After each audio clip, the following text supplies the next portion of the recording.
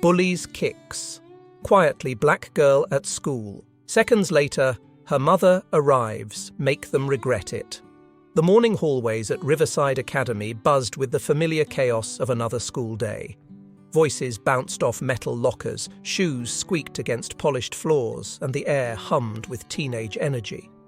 Students pushed through the narrow corridors like rushing water, their backpacks bumping against one another in the perpetual dance of navigating crowded spaces.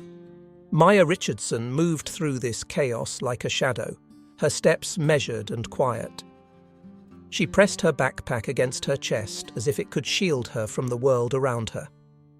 3 weeks had passed since her transfer from a smaller school across the state, but she still felt like an outsider. Riverside Academy had a reputation: wealthy families, pristine facilities, and an unspoken hierarchy that determined who mattered and who didn't.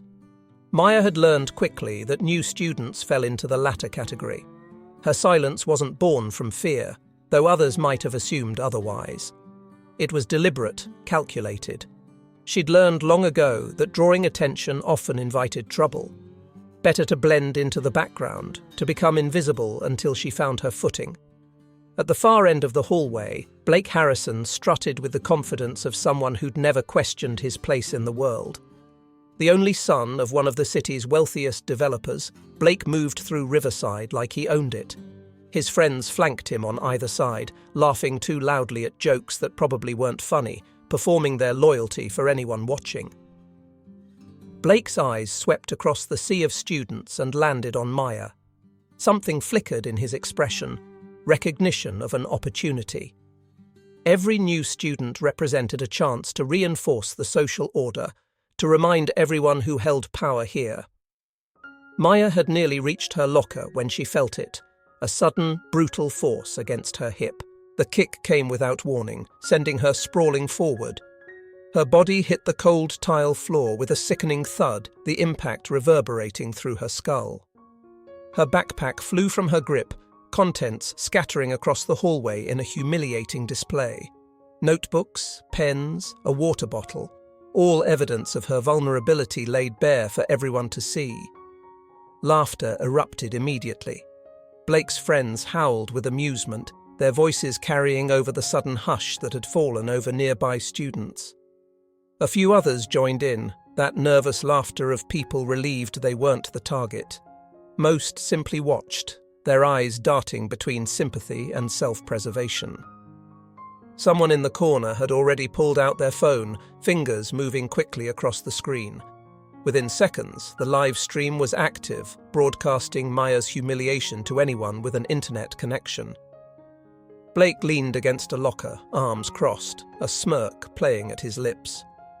"Welcome to Riverside," he called out, his voice dripping with mock hospitality. "Consider that your official greeting." Everyone expected Maya to cry. That's what usually happened. Tears, pleading, maybe a desperate attempt to gather her things and flee. But Maya did none of those things. She pushed herself up slowly, brushing dust from her uniform with careful, deliberate movements. Then she lifted her eyes to meet Blake's gaze. No tears streaked her face. No words of protest left her lips.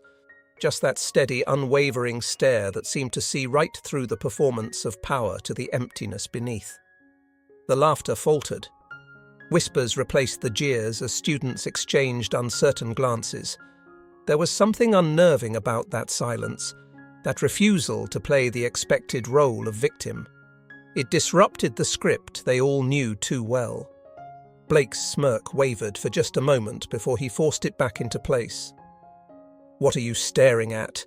he demanded, but his voice lacked its earlier confidence. Maya gathered her belongings without hurry, moving with a composure that seemed to fill the space more powerfully than any outburst could have.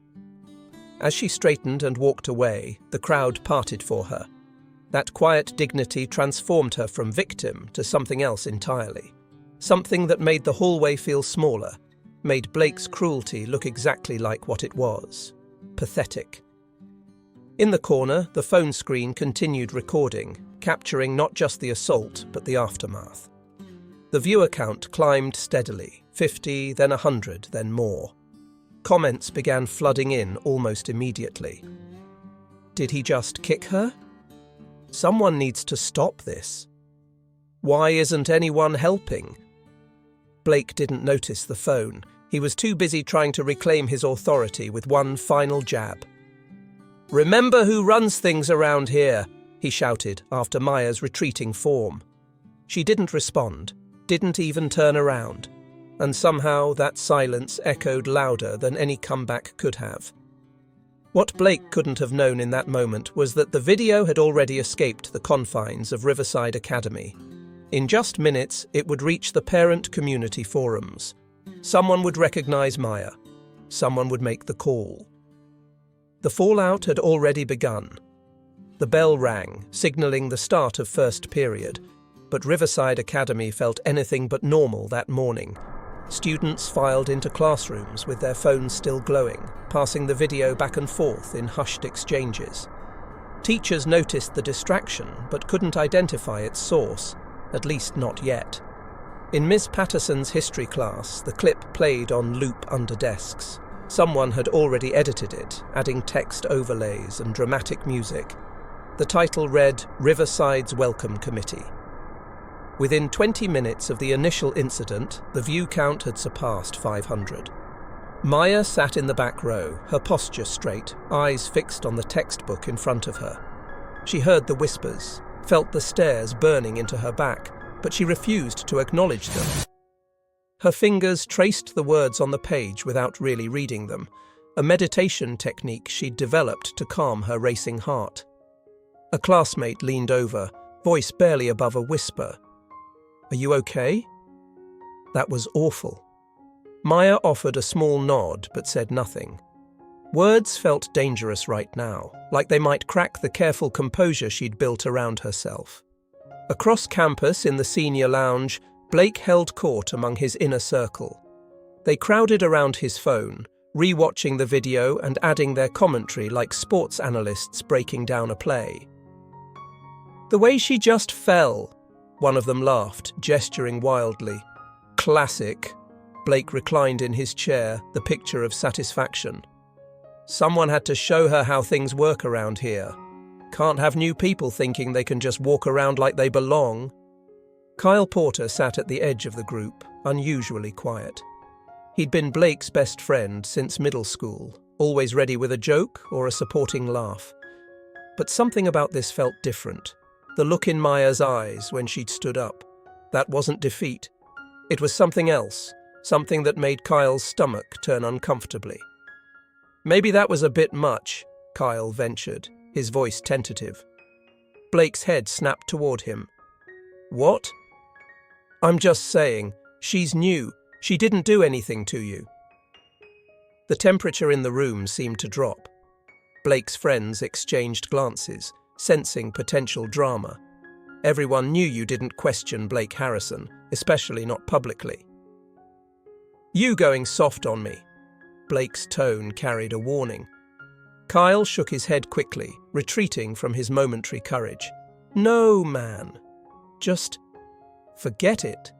But he couldn't forget it. Even as the conversation moved on, Kyle kept replaying that moment in his mind.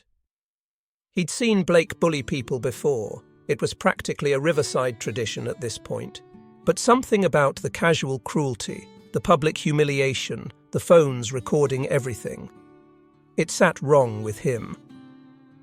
Meanwhile, in another corner of the school, the video had reached territories Blake hadn't anticipated. A student had shared it to their public social media account, and from there it had spread beyond the school's internal networks. Parents started seeing it. Local community members. People who had no connection to Riverside Academy except a general sense of justice. One parent in particular, scrolling through her phone during a brief work break, froze when she recognized her friend's daughter. The girl on the ground, being kicked and mocked, was Maya Richardson. Without hesitation, she forwarded the video with a message. "This is happening at Riverside Academy right now." The message reached a parents' group chat that included over 200 families from schools across the district. Within minutes, the response was overwhelming. "This is assault." Where are the teachers? Someone needs to contact that girl's mother immediately.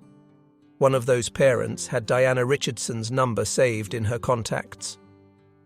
The text message arrived on Diana's phone at 10:47 a.m. She was in the middle of reviewing case files at her law office downtown when her phone buzzed. The preview showed just enough. Diana, I'm so sorry to send you this, but I thought you needed to know. Diana opened the video and watched her daughter get kicked to the ground.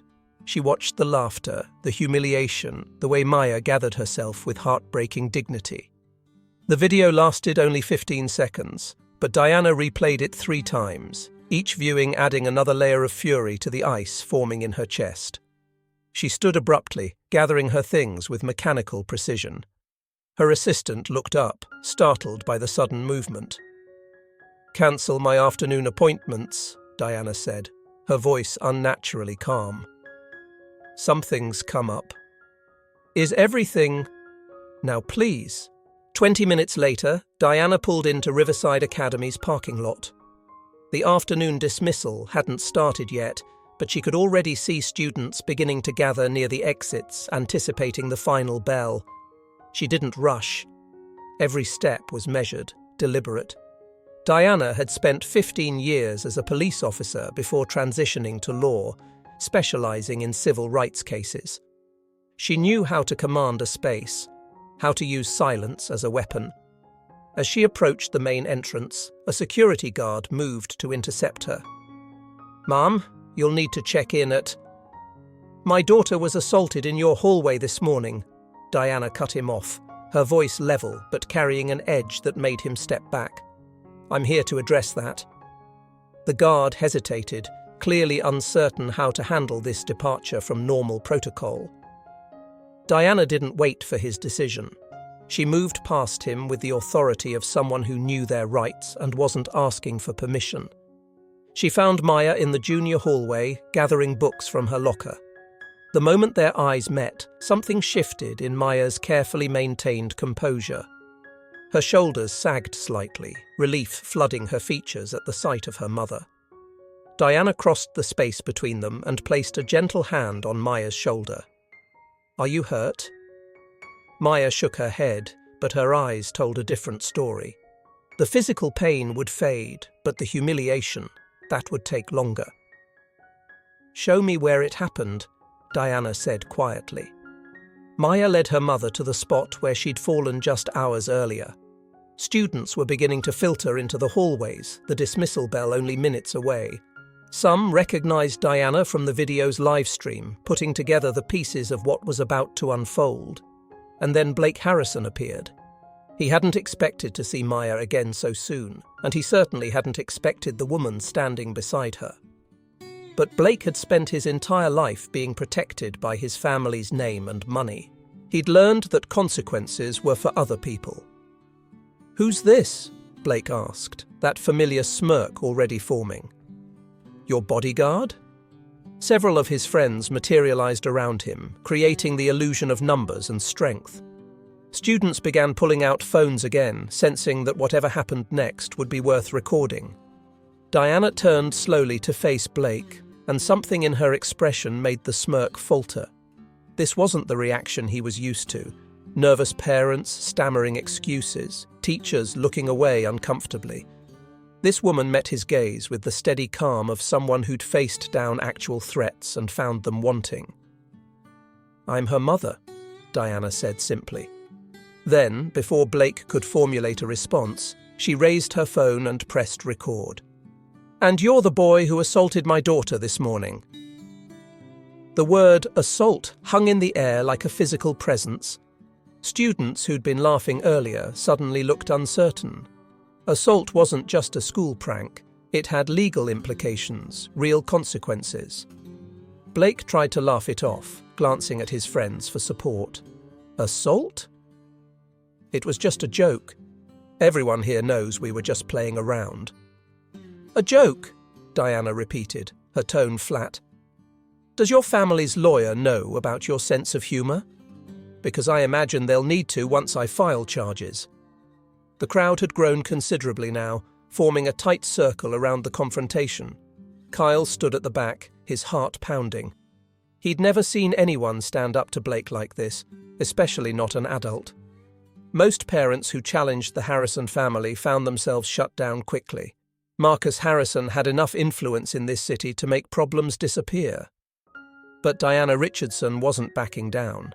If anything, she seemed to grow more formidable with each passing second. Blake's face flushed red, anger replacing his earlier confidence. "You can't threaten me. My father—" "Your father," Diana interrupted, her voice cutting through his bluster like a blade, "doesn't change what happened here. Video evidence of you physically attacking my daughter exists on dozens of phones right now. State Statute 247, Section 3 clearly defines physical assault in an educational setting as a prosecutable offence. Would you like me to continue?" The silence that followed was deafening. Blake's mouth opened and closed, but no words came out. For the first time in his life at Riverside Academy, he looked small. Principal Davidson chose that moment to appear, drawn by the crowd and the palpable tension. He was a tall man in his mid-50s, known for his diplomatic approach to school politics, which often meant avoiding confrontation with wealthy families. "What's going on here?" he asked, though his eyes were already on Diana, calculating the threat she represented. "Principal Davidson," Diana acknowledged him with a nod. "I'm Diana Richardson, Maya's mother.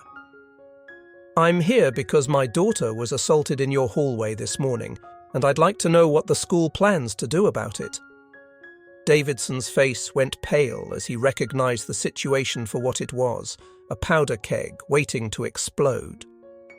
He'd heard about the video. Several teachers had already brought it to his attention, but he'd hoped to handle it quietly, internally. "Perhaps we should discuss this in my office," he suggested, gesturing toward the administrative wing. "Perhaps we should discuss it right here," Diana countered, "where it happened. In front of the same students who witnessed it." Blake tried one more time to assert control. "This is ridiculous. She's blowing everything out of proportion. Tell her, Principal Davidson. Tell her this is just how things are." "Be quiet, Blake," Davidson snapped, finally showing some backbone. He turned back to Diana, his expression strained. "Mrs. Richardson, I assure you we take all incidents seriously. If you'll just come to my office, we can—" "Can what?" Diana's voice rose slightly, not quite shouting, but with enough force to command attention. "Discuss this behind closed doors where it can be swept under the rug. Where you can offer me platitudes while protecting a student whose family donates money to this school." Murmurs rippled through the watching students. This was getting good, and everyone knew it. Phones continued recording from multiple angles, capturing every word. Davidson's jaw tightened. "Mrs. Richardson, I understand you're upset, but making accusations—" "I'm making observations based on evidence," Diana corrected him. "The evidence being the video of your student assaulting mine, which is currently circulating on social media with hundreds of views and climbing. The evidence being the dozen students standing here who witnessed it firsthand. The evidence being the pattern of behavior this boy has apparently displayed for years without consequence." The last part landed like a bomb. Students exchanged glances, some nodding in recognition of the truth in Diana's words. Blake had bullied plenty of kids before Maya. Everyone knew it. They just hadn't expected anyone to say it out loud, especially not to an adult in authority. Kyle felt something shift inside him. All those times he'd laughed along, all those moments he'd told himself it was just Blake being Blake, just harmless fun. They suddenly looked different through Diana Richardson's unflinching gaze. He'd been complicit. They all had been. "That's not—" Davidson started, but Diana held up her hand. "I'm going to give you a choice, Principal Davidson. You can handle this appropriately, with a formal investigation and real consequences, or I can take this evidence to the police, the media, and the school board. Your call." The crowd held its breath. This wasn't how things usually worked at Riverside Academy. Money and influence typically smoothed over problems before they reached this point. But Diana Richardson clearly didn't care about the usual rules. Blake looked to the principal, expecting protection, expecting the familiar shield of privilege to snap into place. But Davidson's face showed only resignation and fear. The video had already spread too far. Parents were already calling. There was no burying this. "We'll convene an emergency school board meeting," Davidson said finally, his voice heavy. "This afternoon, 3 o'clock. Diana nodded once, satisfied. "We'll be there." As she turned to leave, her hand on Maya's shoulder, Blake made one final mistake. Desperate to reclaim some shred of power, he called out, "This isn't over. My dad's going to—" Diana paused, looked back at him over her shoulder. "Your dad is going to what exactly?" "Because I really hope you finish that sentence on camera." Blake's mouth snapped shut. Around him, his friends had already started backing away, creating distance from the coming explosion. The smart ones knew when to abandon ship. Diana and Maya walked through the parting crowd, heads held high. Behind them, the whispers erupted into full conversation. The hallways of Riverside Academy had never seen anything like this.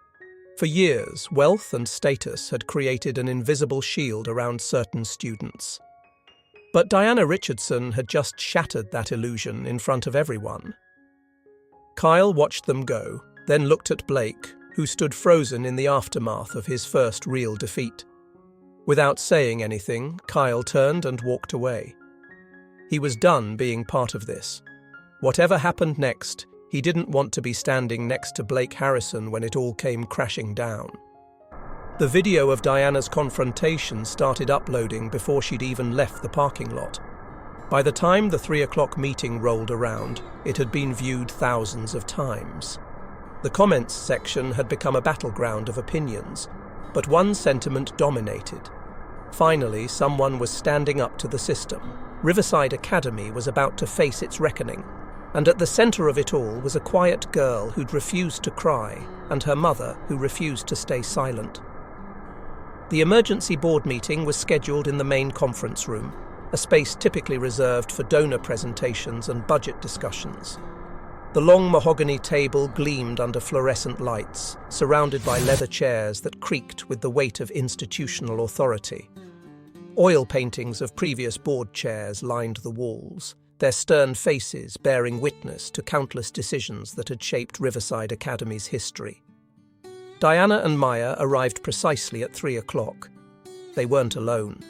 Word had spread quickly through parent networks, and now half a dozen other families filed in behind them, each wearing expressions that ranged from supportive to grimly satisfied.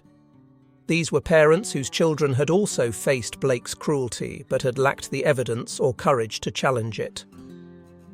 Principal Davidson sat at the head of the table, flanked by 3 board members: Mrs. Chen, a retired educator, Mr. Okonkwo, a local business owner, and Mrs. Sullivan, whose family had attended Riverside for 3 generations.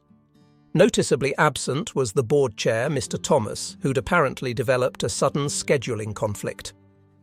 Blake slouched in a chair near the corner, his earlier bravado replaced by sullen defiance. He kept his eyes fixed on the table, refusing to meet anyone's gaze. His father, Marcus Harrison, had not yet arrived, though everyone knew he would eventually. Men like Marcus Harrison didn't miss opportunities to flex their influence. Davidson cleared his throat. "Thank you all for coming on such short notice. We're here to discuss the incident that occurred this morning involving students Blake Harrison and Maya Richardson." "The assault," Diana corrected quietly. "Let's use accurate terminology." Mrs. Chen nodded, making a note. "Mrs. Richardson is right. We need to be precise in our language." Davidson's jaw tightened, but he continued. "Yes, the assault. We've reviewed the video evidence submitted by multiple students. The images are quite clear." "Clear enough for criminal charges?" Diana asked. Before Davidson could respond, the conference room door burst open. Marcus Harrison strode in like he owned the building, which, in a very real sense, he partially did. His perfectly tailored suit and polished shoes spoke of wealth and power, while his expression radiated barely contained fury. "This is absurd," Marcus announced without preamble. "My son is being railroaded over a schoolyard scuffle. Boys will be boys. This is how young men establish social hierarchies." Diana turned in her chair to face him directly. "Mr. Harrison, I'm Diana Richardson. Your son didn't establish a hierarchy. He committed assault. There's a difference." Marcus's eyes narrowed as he took in Diana's composed demeanour, the way she didn't flinch under his aggressive entry. "And you are?" "A civil rights attorney with 15 years of experience in law enforcement. I know assault when I see it, and I definitely know how to prosecute it." The room temperature seemed to drop several degrees. The board members exchanged glances, suddenly aware they were caught between two immovable forces. Marcus pulled out the chair next to his son and sat with deliberate slowness. "Principal Davidson, perhaps we can discuss this reasonably. My family has been incredibly generous to Riverside Academy. The new library, the athletic facilities, the scholarship fund, all of that came from Harrison money. I think that buys my son some consideration." "Consideration?" Diana repeated, her voice sharp as glass. "You think money buys your son the right to assault other students?" "I think context matters," Marcus shot back. "Blake tells me your daughter is new here. Perhaps she doesn't understand how things work at Riverside. Perhaps there was a misunderstanding." "There was no misunderstanding." Maya spoke for the first time since entering the room. Her voice was quiet but steady. "He kicked me. Everyone saw it. There's video. Those are facts, not misunderstandings." The simplicity of her statement carried more weight than any elaborate argument. Several people nodded in agreement. Marcus leaned back in his chair, reassessing his approach. "Fine. Blake may have acted inappropriately. Boys sometimes lack good judgment. I'm willing to make a substantial donation to the school's anti-bullying program as a gesture of goodwill. Additionally, I'll personally ensure Maya receives a full scholarship to make up for any distress this incident caused." Diana actually laughed, a short, bitter sound. "You think you can buy my daughter's dignity?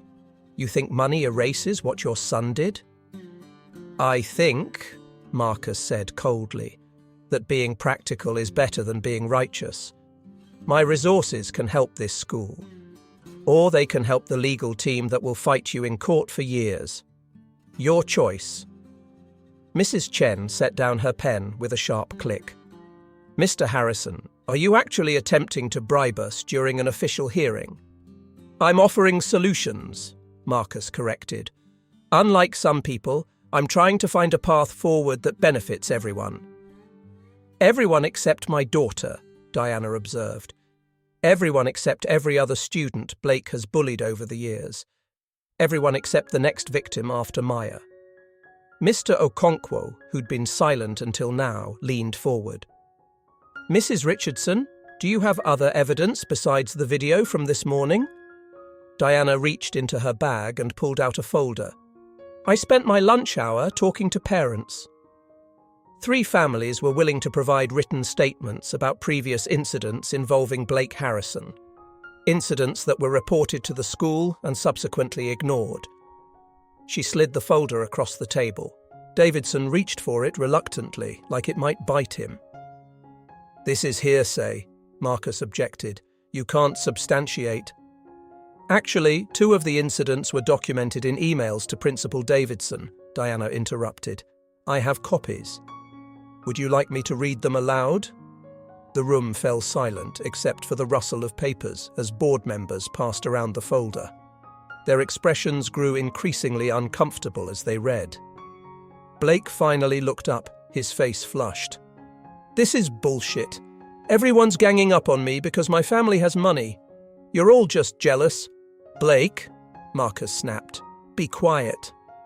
But Blake couldn't stop. Years of unchecked entitlement came pouring out. She deserved it anyway, walking around like she belongs here, like she's one of us. Someone needed to show her. Blake! Marcus's voice cracked like a whip, but the damage was done. Mrs. Sullivan, who'd been silent throughout, finally spoke. One of us? Mr. Harrison, both of you, this school does not operate on a caste system. Every student who attends Riverside belongs here equally. That's not how the world works, Blake muttered, but his voice had lost its conviction. Diana pulled out her phone and set it on the table. I've been recording this meeting. I think Blake's comments just now provide excellent context for his earlier behaviour. This wasn't a random act. It was targeted harassment based on his perception of social hierarchy. Marcus's face went white. In trying to defend his son, he'd created a worse situation. The recording would demonstrate not just the assault, but the racist and classist attitudes behind it. You can't record without consent, Marcus started, but Diana cut him off. This is a public school disciplinary hearing. I have every right to document it. Would you like me to cite the specific statute? Principal Davidson looked like he wanted to disappear into his chair. The board members huddled together, whispering urgently. Finally, Mrs. Chen straightened and addressed the room. We need to recess and deliberate. This situation has become significantly more complex than a simple disciplinary issue. There's nothing complex about it, Diana said firmly. A student assaulted my daughter. The evidence is clear. The school's code of conduct specifies consequences for physical violence. Apply them. Mrs. Richardson, I understand your frustration, Davidson began. But Mr. Harrison makes a valid point about his family's contributions. No, Diana cut him off. He doesn't. His contributions don't purchase immunity for his son's behaviour. If they do, then this school has a far deeper problem than one bully. Marcus stood abruptly, his chair scraping against the floor. If that's how you want to play this, fine. As of this moment, the Harrison family is withdrawing all financial support from Riverside Academy. The library wing we funded will pursue legal action to reclaim those funds. The athletics program? Gone. Every scholarship, every donation, every commitment, consider them cancelled. He paused, letting the threat sink in. The board members looked genuinely shaken. The Harrison money represented a significant portion of the school's discretionary budget. Furthermore, Marcus continued, his voice rising, I have friends on the city council, the school district board, and in the mayor's office. By this time tomorrow, every one of you will understand what it means to cross my family. The room erupted in whispers. Some parents looked frightened, others angry. Maya reached for her mother's hand under the table, squeezing tightly. Diana stood slowly, matching Marcus's aggressive posture with her own quiet authority.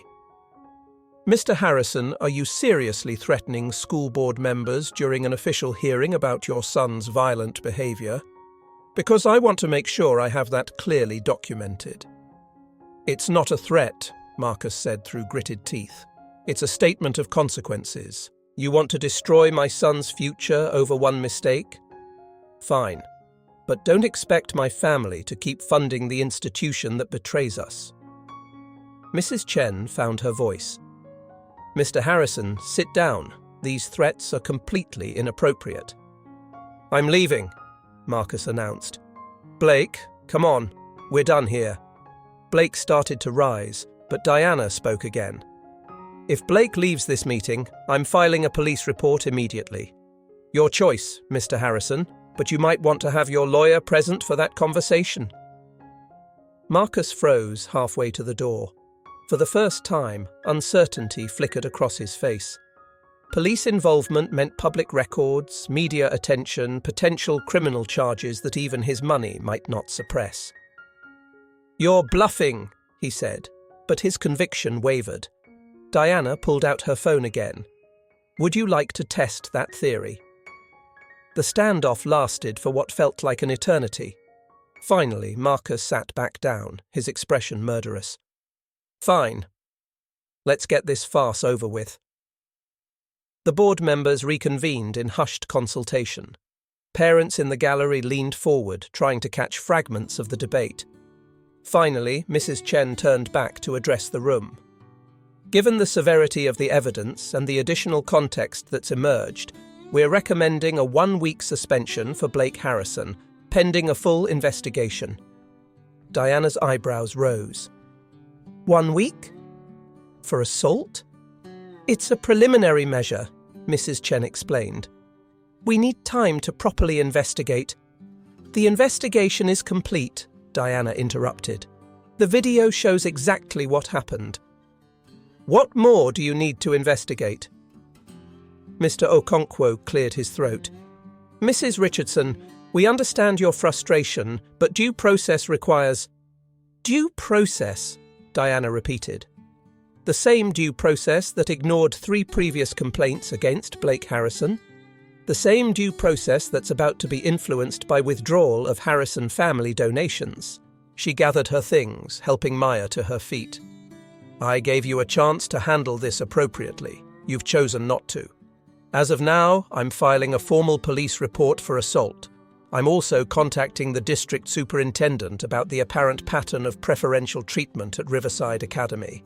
And I'm reaching out to local media outlets who might be interested in a story about how wealthy families can buy immunity for their children's violent behavior. Mrs. Richardson, please, Davidson pleaded.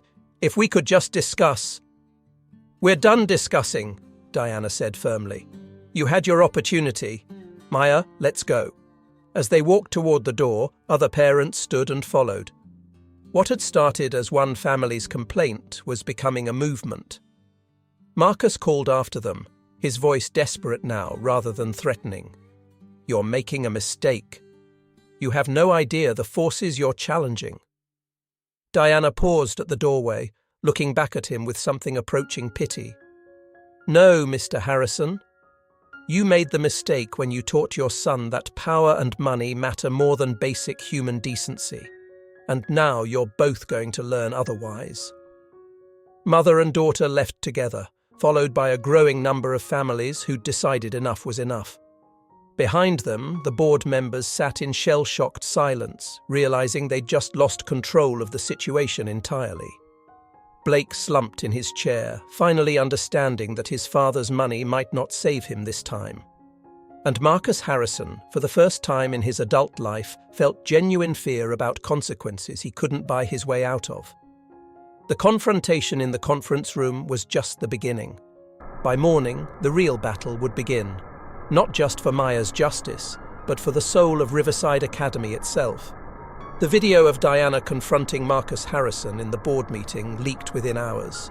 Someone, no one could prove who, had recorded the exchange on their phone and uploaded it to social media with the caption, "When money meets justice at Riverside Academy." By 8 p.m. that evening, it had 30,000 views. By midnight, 300,000. Local news stations picked it up for their morning broadcasts, and suddenly Riverside Academy wasn't just a school dealing with an internal disciplinary issue. It was a national symbol of privilege, accountability, and the power dynamics that shaped American education. Diana's law office started receiving calls before she'd even arrived the next morning. Reporters wanted comments. Other parents whose children had been bullied at various schools wanted representation. Civil rights organizations wanted to offer support. The story had touched a nerve that extended far beyond one kicked girl in one hallway. Meanwhile, Marcus Harrison's morning was considerably less triumphant. His first call came from the Harrison Development Corporation's PR team, informing him that their corporate social media accounts were being flooded with angry messages. Clients were reconsidering contracts. Investors were expressing concerns about being associated with a family that appeared to condone violence. His second call was from his lawyer, a sharp woman named Patricia Chen, who'd been cleaning up Harrison family messes for 15 years. "Marcus, tell me the video isn't real," Patricia said without preamble. "It's taken out of context. There is no context that makes threatening a school board better. What were you thinking?" Marcus rubbed his temples, feeling the beginning of a headache. "I was protecting my son." By offering bribes and threatening officials on camera? That's not protection, that's providing evidence for multiple potential charges. And Blake's comments about the girl not being one of us. Do you understand how that sounds? Boys say stupid things. Racist things, Marcus. He said racist things while defending his assault of a black student. Do you understand the optics here? Marcus did understand, which made it worse. What should have been a manageable situation, write a check, make it go away, had spiraled into something far larger than one incident at one school. What do I do? He asked finally, hating how the question sounded. Patricia sighed. Honestly? You apologize, publicly. You make a statement condemning Blake's behavior, commit to getting him help, and distance yourself from the threats you made yesterday. That makes me look weak. Marcus, you already look weak. The video shows you having a meltdown because you couldn't buy your way out of consequences. At least an apology shows some self-awareness. But Marcus Harrison hadn't built an empire by backing down. No, I'm not apologizing for defending my son. Then prepare for this to get much worse, Patricia warned before disconnecting. She was right. By noon, the story had been picked up by national media outlets. Cable news panels debated the incident, with commentators arguing about systemic privilege, school safety, and whether wealth created a separate justice system. Maya's face, calm and dignified even in the moment of her assault, became a symbol. Diana's unflinching confrontation of Marcus Harrison was replayed on loop, her words, "Justice can't be bought," turning into a hashtag. Riverside Academy's main office was besieged by phone calls, parents demanding explanations, media requesting interviews, district officials wanting updates. Principal Davidson locked himself in his office, fielding increasingly frustrated calls from board members who'd watched their carefully managed reputations crumble overnight. The students, meanwhile, found themselves at the center of a phenomenon they barely understood. Walking through the halls felt surreal. Everyone knew about the video, everyone had an opinion, and suddenly taking sides wasn't optional. You either stood with Maya or with Blake, and the middle ground had evaporated. Kyle Porter found himself in an impossible position. His friendship with Blake went back to childhood. Summers at the Harrison family estate, winters on ski trips, countless memories built on years of proximity. But the video made everything stark and undeniable. There was no spinning this as a misunderstanding or a joke gone wrong. Blake had kicked Maya, he'd mocked her, and when confronted, he'd revealed the ugly prejudice underneath. During lunch, Kyle sat alone at a corner table, avoiding the group where Blake presided with diminished confidence. His phone buzzed constantly, messages from mutual friends asking where he stood, which side he'd chosen. The pressure felt suffocating. A shadow fell across his table. Maya stood there, tray in hand, expression unreadable. "Can I sit?" she asked. Kyle nodded, too surprised to speak. This was the first time they'd directly interacted. He expected anger, accusation, demands for an apology by association. Instead, Maya sat down and calmly unwrapped her sandwich. "You weren't laughing," she said after a moment. "In the hallway. When Blake kicked me, you were the only one in his group who looked uncomfortable." Kyle swallowed hard. "I should have said something. Should have stopped him." "Yeah," Maya agreed. "You should have. But you didn't laugh either. That counts for something." They ate in silence for a few minutes. Around them, the cafeteria buzzed with conversations about the video, the lawsuit, what would happen next. "I've known Blake since we were 7, Kyle said finally. "He wasn't always like this. Or maybe he was, and I just didn't see it, didn't want to see it." "Why are you telling me this?" Kyle met her eyes. "Because I'm done. With all of it. The enabling, the looking away, the pretending it's all just harmless fun. I'm done." "Does Blake know?" "Not yet. But he will." Maya nodded slowly, then extended her hand across the table. Then, thank you for choosing to be better. Kyle shook her hand, and something shifted. It wasn't redemption. He knew he'd have to earn that over time. But it was a start. Across the cafeteria, Blake watched the exchange with growing fury. His world was collapsing. Friends were distancing themselves. Teachers looked at him differently. Even students who'd laughed along with his bullying now avoided eye contact. And here was Kyle, his best friend, sitting with her. After school, Blake cornered Kyle in the parking lot. "What the hell was that? What was what? You sitting with her, shaking her hand like your best friends now." Kyle's jaw tightened. "I was apologizing for being part of this mess." "You weren't part of anything. This whole situation is ridiculous. My dad's going to fix it, and everyone's going to forget it happened." "Blake, your dad can't fix this. The whole country's watching now." "So, we ride it out. It'll blow over." "It shouldn't blow over," Kyle said quietly. "You hurt her. You've hurt a lot of people, and you never faced any consequences because your family has money. That's not okay." Blake's face flushed red. "You're turning on me? After everything?" "I'm not turning on you. I'm choosing not to lie anymore." "We're done," Blake spat. "You hear me? We're done. You're dead to me." Kyle felt a pang of loss, years of friendship ending in a parking lot argument. But underneath the sadness was something lighter, relief. "Okay," he said simply, and walked away. Blake stood alone, watching his former best friend leave. Around him, other students loaded into cars, heading home, living their normal teenage lives. But Blake's normal had shattered, and for the first time, he had no idea how to put it back together. That evening, Diana sat with Maya in their small apartment, reviewing the day's developments. Emails from supporters filled Diana's inbox, messages from other families who'd experienced similar situations, offers of help from advocacy organizations. "Mum," Maya asked quietly, "is it always going to be this big? All the attention?" Diana closed her laptop and turned to face her daughter. "Probably not.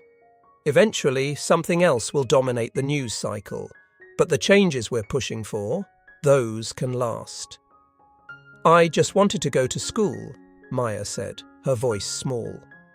"I didn't want to be a symbol or a hashtag or a debate topic." Diana pulled her daughter into a hug. "I know, baby. I know. But sometimes we don't get to choose when we have to stand up. We only get to choose whether we run away or push forward." "Are we pushing forward?" "We are. Because there are other kids like you in other schools dealing with other Blakes. And if we back down now, we're telling them their pain doesn't matter." Maya nodded against her mother's shoulder. "Then we keep going." "We keep going," Diana confirmed.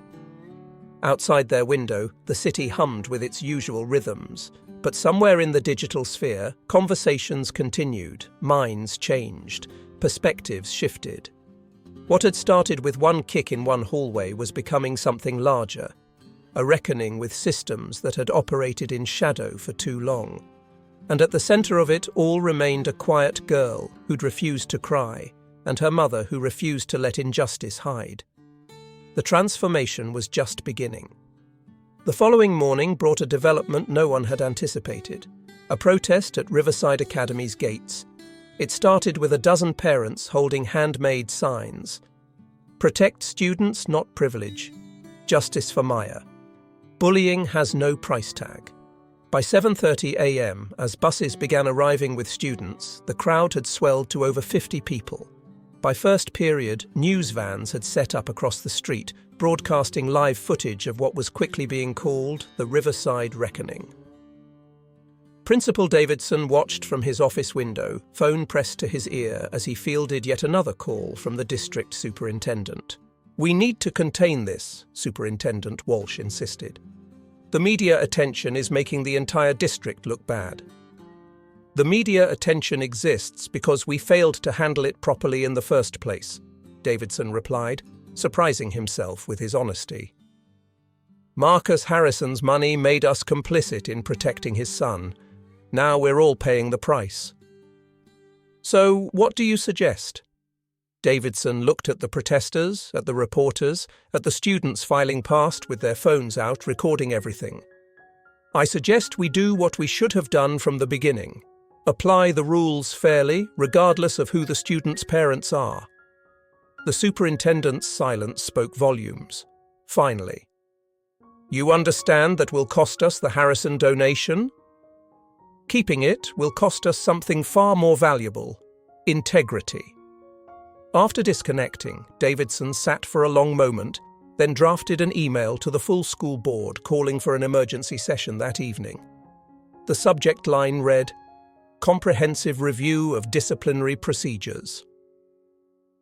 Down the hall, Blake Harrison arrived at school through a side entrance, trying to avoid the protesters. His father had insisted he attend. We don't let them see weakness. But every step felt like walking through quicksand. Students whispered as he passed. Former friends looked away.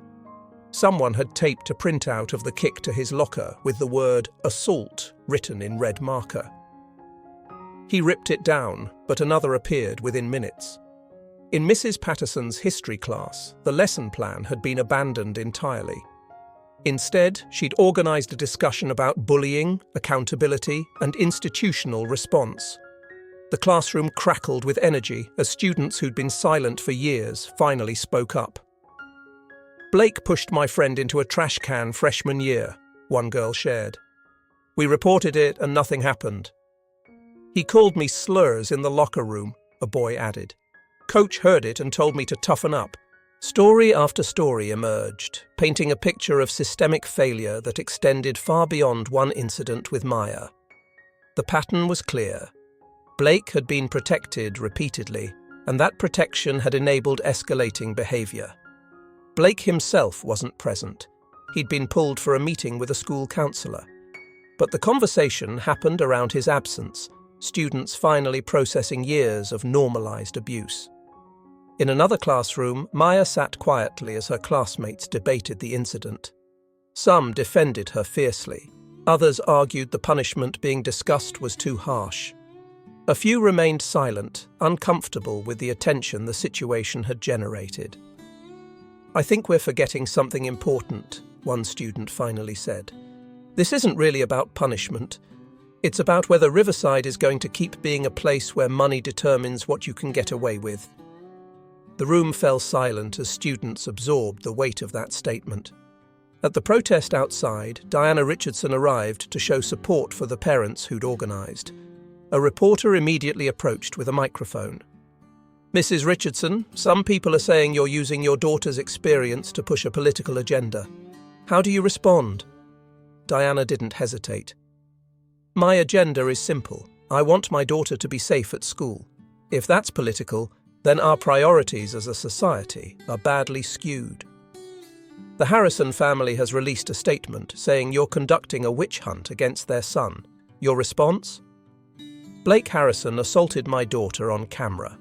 Multiple other families have come forward with similar experiences. This isn't a witch hunt.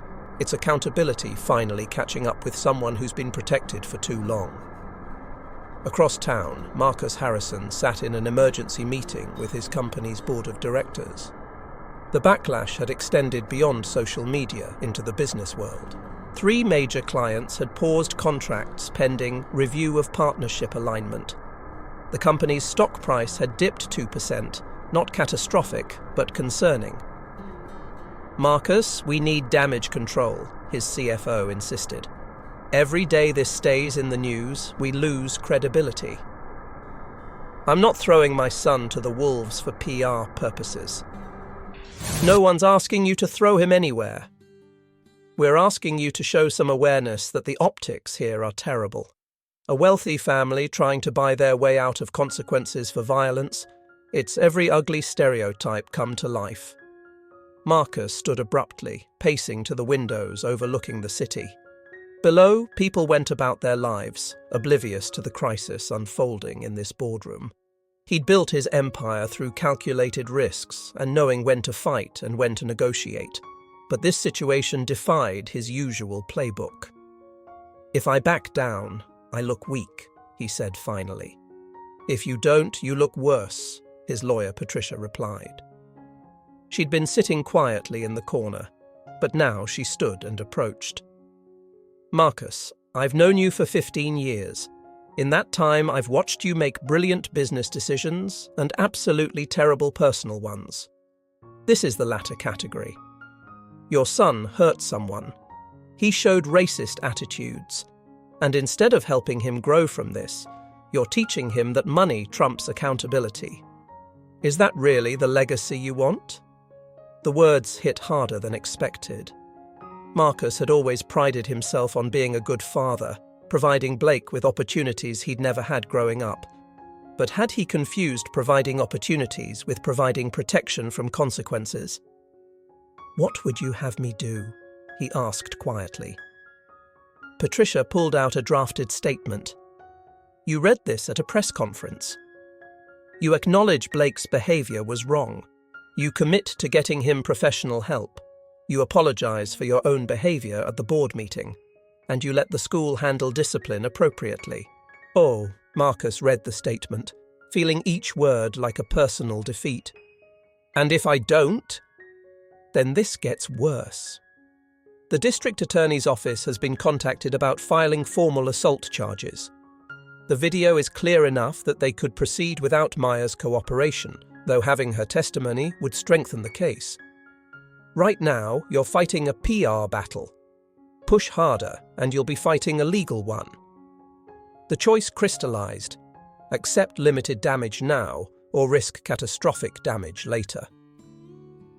"I need to think," Marcus said, dismissing the room. They filed out, leaving him alone with his thoughts and the increasingly concerning view of his empire potentially crumbling. That evening's school board meeting was unlike anything in Riverside Academy's history. The conference room had been moved to the gymnasium to accommodate the crowd. Over 200 parents, students, and community members packed the bleachers. News cameras lined the back wall. The energy crackled with anticipation. Principal Davidson opened the meeting with a statement that surprised everyone. "I owe this community an apology," he began, his voice amplified through the gymnasium speakers. "For years, we've allowed financial considerations to influence disciplinary decisions.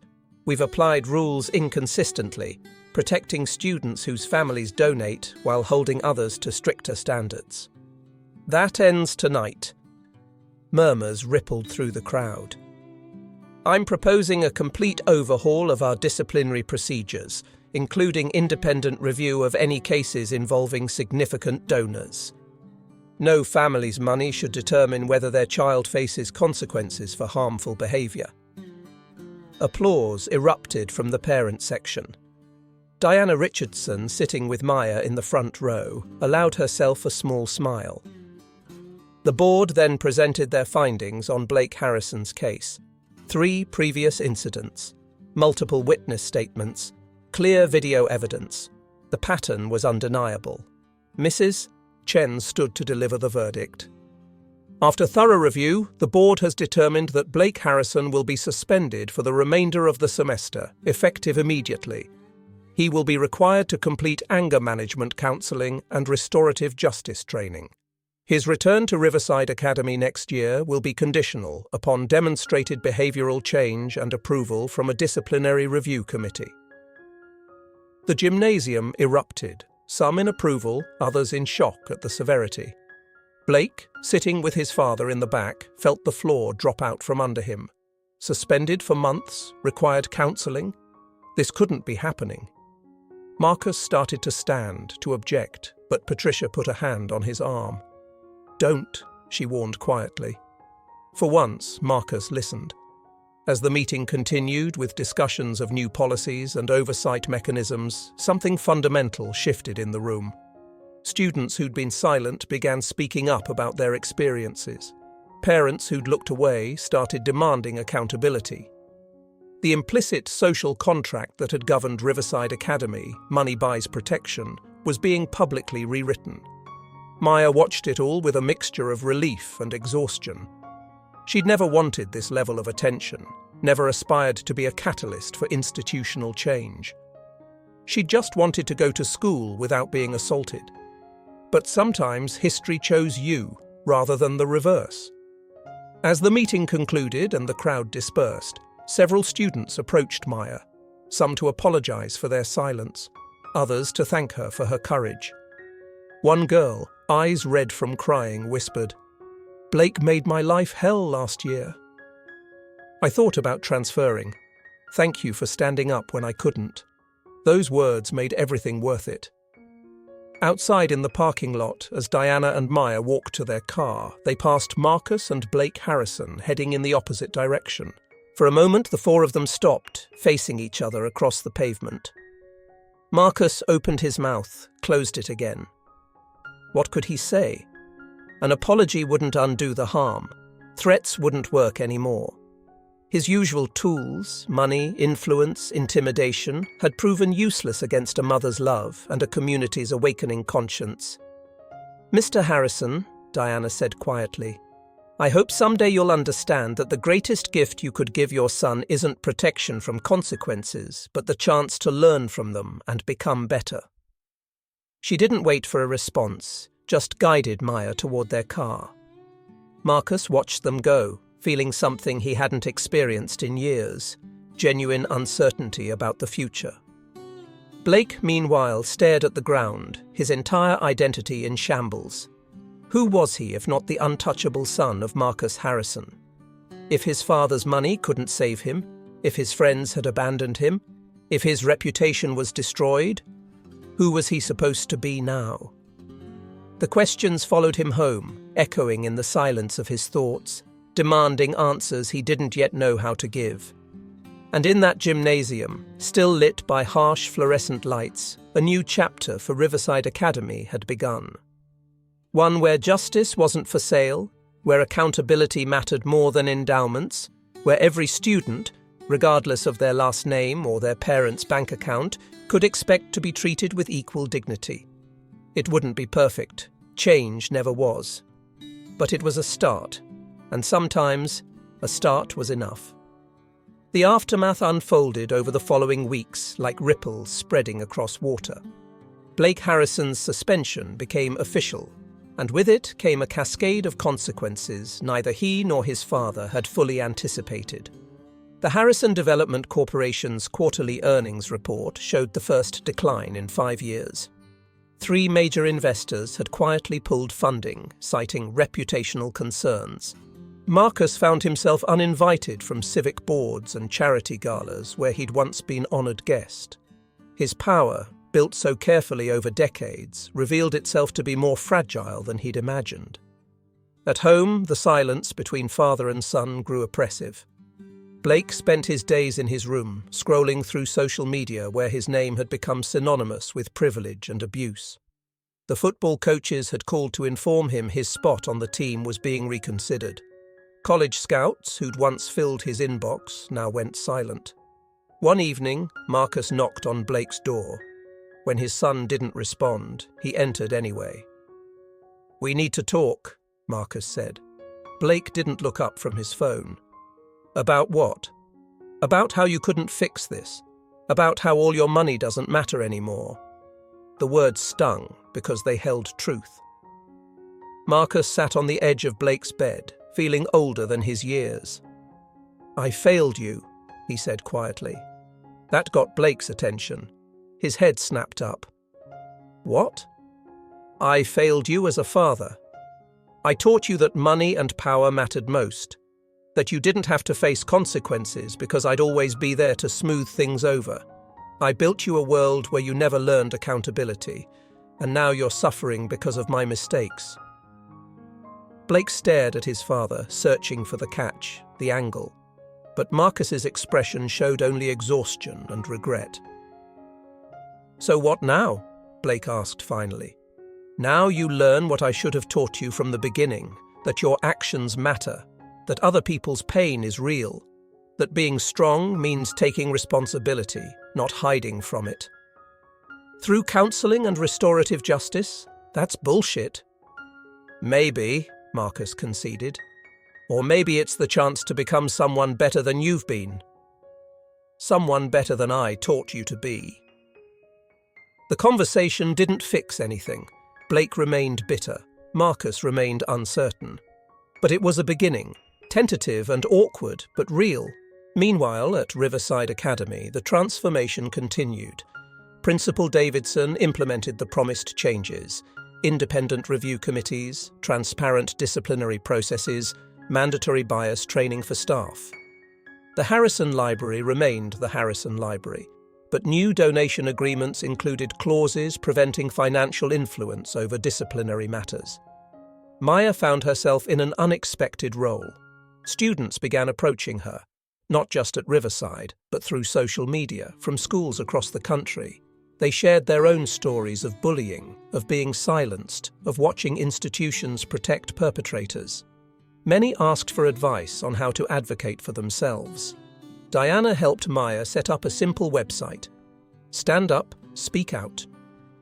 It became a resource hub for students dealing with bullying, offering guidance on documentation, reporting procedures, and legal rights. Within a month, it had received messages from 48 states. "I never meant for this to become so big," Maya told her mother one evening as they sorted through emails. "Most movements start with someone who just wanted things to be fair," Diana replied.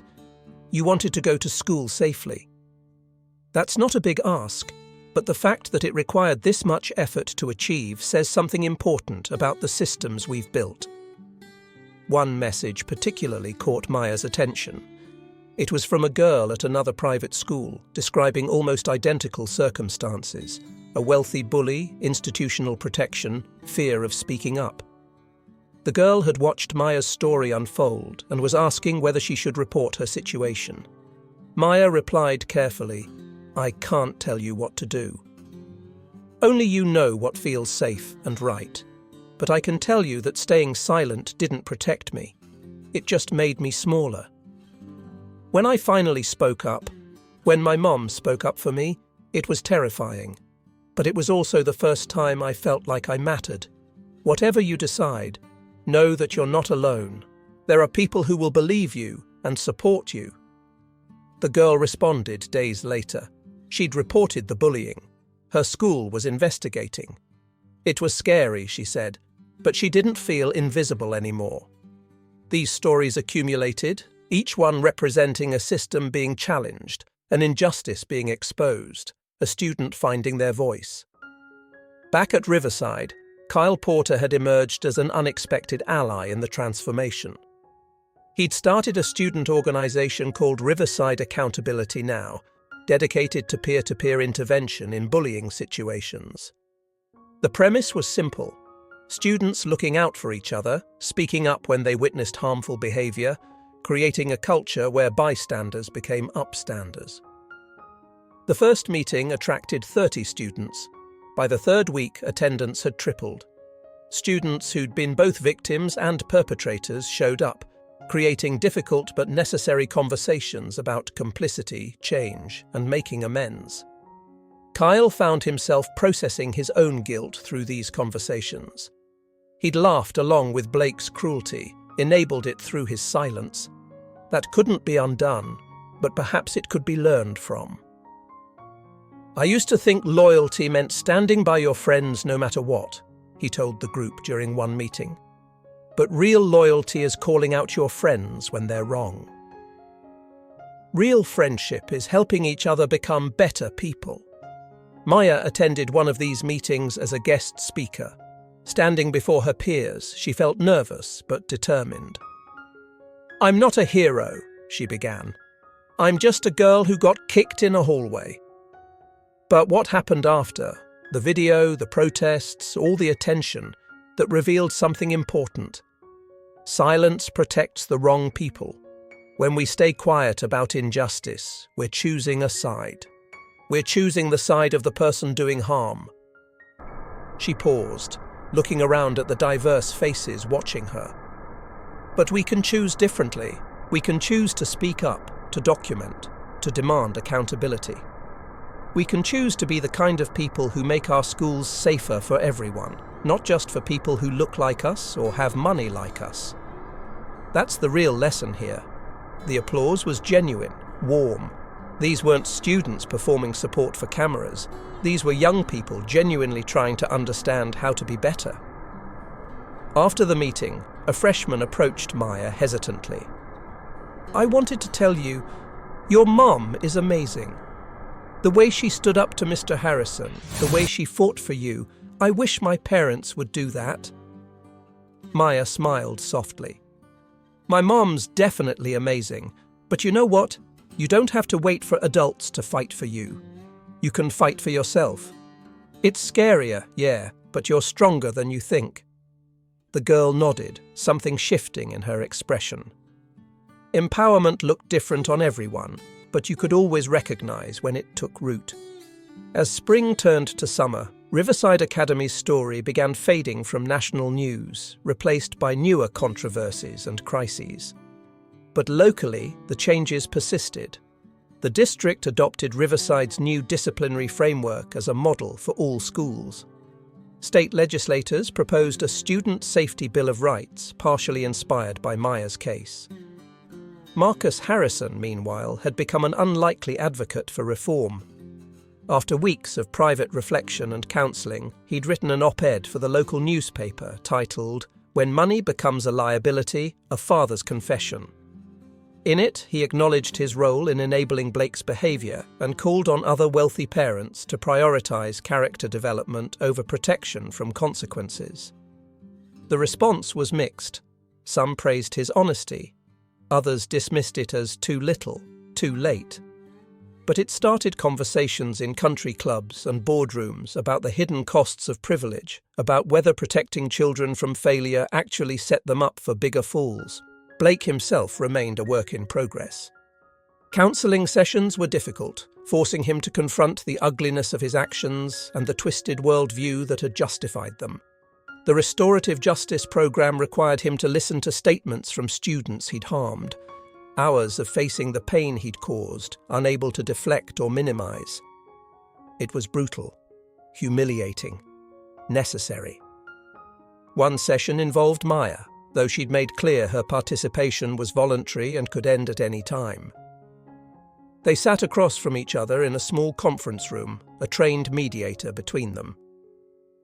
"I'm supposed to tell you how your actions affected me," Maya began, her voice steady. "But honestly, Blake, I don't think you care. I think you see me as a problem that ruined your life, not a person you hurt." Blake's jaw tightened. The mediator gestured for him to wait before responding. "You kicked me," Maya continued, "but the kick wasn't the worst part. It was the laughter afterward. It was knowing that dozens of people watched you hurt me and did nothing. It was realizing that in that moment, my pain was entertainment. That's what I think about when I see that video. Not just the physical assault, but the complete dehumanization of being treated like I didn't matter enough to defend." She paused, tears welling but not falling. "And the really messed up part? I almost believed it. I almost internalized the message that I deserved it somehow, that staying quiet was safer than speaking up. If my mum hadn't arrived when she did, I might have just disappeared into myself. So thank you for that, I guess. For forcing me to find a strength I didn't know I had." The mediator turned to Blake. "You can respond now." Blake struggled to find words. The prepared apology he'd rehearsed felt hollow in the face of Maya's raw honesty. "I'm sorry," he started, then stopped. "No, that's not... I mean, I am sorry, but that sounds automatic, like something I'm saying because I'm supposed to." He looked at Maya directly for the first time. "I don't have a good excuse. I was raised thinking I was better than other people, that my family's money meant I was important and others weren't. When you showed up, new and quiet, you represented everything I was taught to look down on. And kicking, you felt powerful, like I was establishing order." Maya's expression remained neutral, but she nodded slightly, encouraging him to continue. I know how fucked up that sounds, and I know saying sorry doesn't undo what I did. But I'm trying to understand why I thought that way, why I believed hurting you was okay. And it's hard because it means accepting that almost everything I thought about myself was wrong. What are you going to do with that realization? Maya asked. Blake exhaled slowly. I don't know yet. Try to be different? Try to actually see people instead of categories? It sounds simple, but unlearning 17 years of shit it's really hard. Being the victim was hard too, Maya observed quietly. Maybe hard is just the cost of real change. They talked for another hour, supervised by the mediator. It wasn't forgiveness. Maya made clear she wasn't ready for that, might never be ready. But it was honest. It was two people actually seeing each other as human rather than as symbols or enemies. When the session ended, Blake felt exhausted but slightly less hollow. Maya felt validated, heard in a way the public outrage had never quite provided. As the school year concluded, Riverside Academy held its first annual Stand-Up Day, an event commemorating Maya's courage and committing the school to ongoing vigilance against bullying. Students organized workshops, guest speakers, and interactive sessions about empathy, intervention, and accountability. Maya attended but declined to speak publicly, preferring to participate as just another student. The day wasn't about her anymore. It was about the principles she'd fought for becoming institutionalized. She did, however, contribute to a time capsule the school buried near the new memorial garden.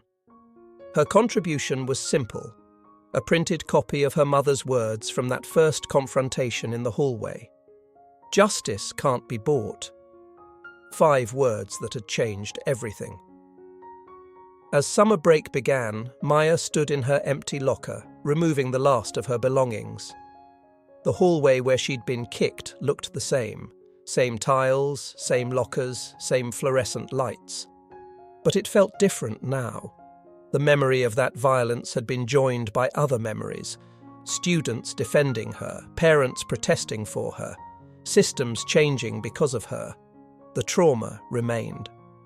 Some days she still felt that phantom kick, still heard the laughter. But those moments no longer defined her. They were part of her story, but not the whole story. "Ready to go?" Diana asked, appearing beside her daughter. Maya closed the locker one final time. "Yeah, I think I am." As they walked out together, Maya thought about all the messages still arriving on the website, all the students in other schools fighting their own battles against their own Blakes. The work wasn't done. Maybe it never would be done, but it was happening. Change was spreading, one brave voice at a time. And if a quiet girl from a small town could spark that change just by refusing to stay silent, then maybe anyone could. That thought carried her through the summer and into the next year, where new challenges awaited but also new allies, new victories, new reasons to keep fighting for a world where no student had to choose between safety and education. The story that began with a kick ended with a legacy, that dignity matters more than money, that justice is everyone's right, and that sometimes the quietest voices, when finally heard, echo the loudest.